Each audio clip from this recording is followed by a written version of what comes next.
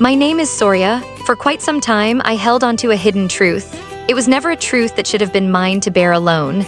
It felt like a heavy load built from affection and deception. It altered every belief I had about my own existence. I was expecting his baby, yet there was one more child, a 2-year-old daughter, a child he had kept completely hidden from me. This tale is not simple to share, but it must be told. It is a tale about affection, it is a tale about deception, and above everything, it is a tale about 2 pure infants. 2 little ones linked by a single person. I wish to reveal every single part with you. I want you to sense the depth of these feelings. Perhaps you have known the stinging hurt of a shattered heart. Perhaps you are moving through isolation at this very moment. If my tale can offer you even a small sense of ease, then the difficulty of sharing it becomes meaningful. When everything started, I was 26 years old. I was residing in a lovely city, a city filled with broad green spaces and tall old oak trees. I genuinely cherished my daily life. I had a job at a little flower store. Each and every day I was surrounded by the fresh scent of new blossoms. There is something calming about flowers. They are fragile, they are truthful. They are lovely. My private world felt equally lovely. I had been together with a man named Callum for 3 years. He was attractive, tall, with dark hair and a grin that warmed the entire world. When he gazed at me and smiled, everything seemed perfect. 3 years feels like a long stretch. I imagined I understood the person behind that grin. I saw him as my foundation, my dearest companion, my secure haven. We shared a small, comfortable flat. The center of that home was an old yellow couch. Our cooking area was small, yet it overflowed with energy. Every night followed the same lovely pattern. We prepared meals side by side. Callum often cooked pasta, I made a crisp salad. We functioned as a pair, or at least that was my belief. Then a change occurred. An intense fatigue settled deep into my body. I started to feel unfamiliar with myself. I went to my physician and she verified what I had started to guess. She smiled kindly and told me, "Soria, you are about to become a mother." The surprise hit first. Then came delight, pure and overwhelming delight. I wept, not from sorrow, but from a profound feeling of completeness. I walked back home that day beneath a sun that appeared brighter than ever. The birds seemed to sing only for me. I placed my hand gently on my belly. I softly promised the new life growing within, "I love you already." I wanted to share the news with Callum in a meaningful manner. I prepared his preferred dish. I purchased a small festive cake. I waited for his return. He entered the door at 6 o'clock. He appeared worn out from his job. I sat next to him on that yellow couch. I held his hand in mine. "Callum," I said gently, "we are expecting a baby." I anticipated he would embrace me. I anticipated happiness. I anticipated the same delight I felt. Instead, the color left his face. He appeared frozen. He slowly withdrew his hand from mine as though my touch had scorched him. "Are you sure?" he whispered. When I confirmed yes, he rose to his feet. He moved to the window. He gazed outward for what seemed an eternity. My heart started pounding. A chilly sensation spread through me. He was not pleased. At last, he turned back. He offered me a smile, but it felt empty and false. He claimed he was simply stunned. He said the news was too much to absorb. I tried to accept that. I convinced myself that men frequently feel anxious when they first learn of a pregnancy. I convinced myself he merely required time. But the days ahead did not bring the delight I had hoped for. As weeks went by and my pregnancy advanced, Callum transformed. He grew remote, icy, like a shadow existing in our home. He returned home late over and over. He always offered a reason: overtime at work, assisting a friend. His mobile stayed glued to his palm. Even during the night, it lit up in the darkness. Notification after notification, deep into the night, something felt off. I could sense it clearly. The decisive moment arrived on a peaceful evening. We were seated together, viewing television. His phone vibrated on the coffee table. I looked down. I noticed a message. And that message destroyed my entire world. It read, "The baby is kicking, call me." I turned completely numb. I was only 3 months pregnant. My baby was not kicking yet. I lifted the phone with shaking fingers. The sender appeared as Jim Buddy. Jim friends do not send updates about babies kicking. Callum hurried back into the room. He snatched the phone from my grasp. His expression twisted with remorse and fury. "Who is messaging you about a baby, Callum?" I asked. My voice came out as barely a whisper. Silence. The only noise in the room was the ticking of the wall clock. 1 second passed, then another, then another. At last, he dropped onto the couch. He covered his face with his hands, and the truth spilled out. He had encountered a woman named Petra roughly a year earlier. It happened during a short, challenging period in our relationship. He described it as an error, but that error had expanded into a secret second existence. Petra was 6 months pregnant with his child. The ground seemed to shift under me. 2 women, 2 pregnancies. One man, one tangled net of lies binding us together. Petra had no idea I even existed. She believed Callum was unattached. She thought she understood who he truly was. The rage inside me surged like flames. It felt like a burning heat. I ordered him to go. He begged. He claimed he loved me, but those words held no value anymore. I watched him gather his belongings. I watched him step out the door, and then I stood alone.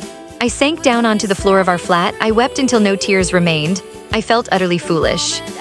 I recalled every tiny baby item I had purchased, every hope I had created, every instant I had trusted in him. The following morning, I needed clarity. I examined our joint phone records. I located the number saved as Jim Buddy. My hands trembled as I dialed. A woman picked up. Her voice sounded gentle, warm. I introduced myself. I explained I was Callum's girlfriend, that I had been with him for 3 years. The quiet on her side revealed everything. Petra was every bit as much a victim as I was. We were 2 strangers, connected by identical betrayal. Both of us expecting children from a man who deserved neither of us. We decided to meet. We picked a park close by. It was a gray afternoon, calm and waited. When I reached there, I spotted her seated on a bench. Her pregnancy had advanced much further than mine. My heart ached for her. We sat side by side and observed the ducks gliding slowly over the water. Bit by bit, we started sharing details of our lives. Every late evening, he claimed, was for me had actually been spent with her. Every weekend, he said, was for helping a friend had actually been spent with me. He had handled our lives like a game. I looked at Petra and understood something clearly. I could not feel hatred toward her. She was not my opponent. She was a mother-to-be. She was frightened and deceived, exactly like me. That afternoon, we formed a silent agreement. We would place our children ahead of everything. We would leave Callum behind. Our children were half-siblings after all. They deserved a future free from his toxicity. The months that came next were the toughest of my life. Being pregnant by yourself brings a unique sort of hurt. I managed the back pain, the swollen ankles, the deep isolation of an empty bed. I watched joyful couples strolling in the park. A profound sorrow rose within me. I questioned whether I would ever trust anyone again. I questioned whether I deserved a love that remained steady, but then I would sense a gentle kick from within. And I would remember that I was never truly by myself. My mother became my steady support. She assisted me in setting up the nursery. She sat beside me during the quiet evenings and reminded me of something essential. Love is more powerful than fear. Always. One afternoon, Callum phoned. He sounded shattered.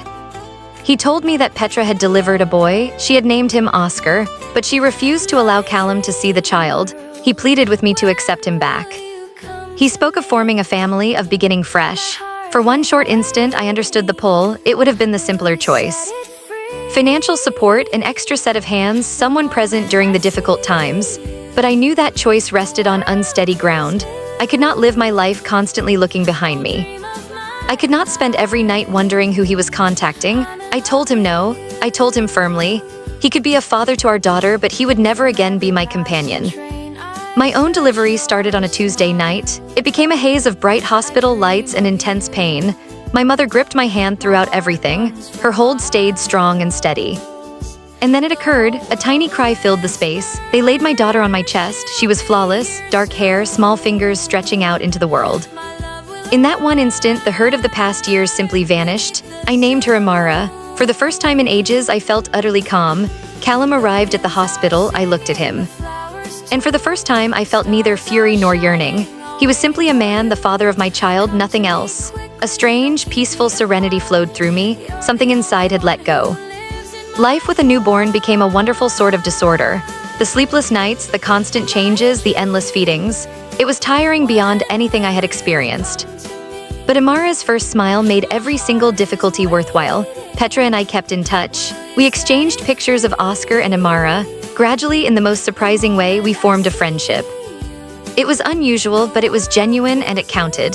When the babies grew a bit older, we met at the park once more. Seeing them together on a blanket became a memory I will always treasure.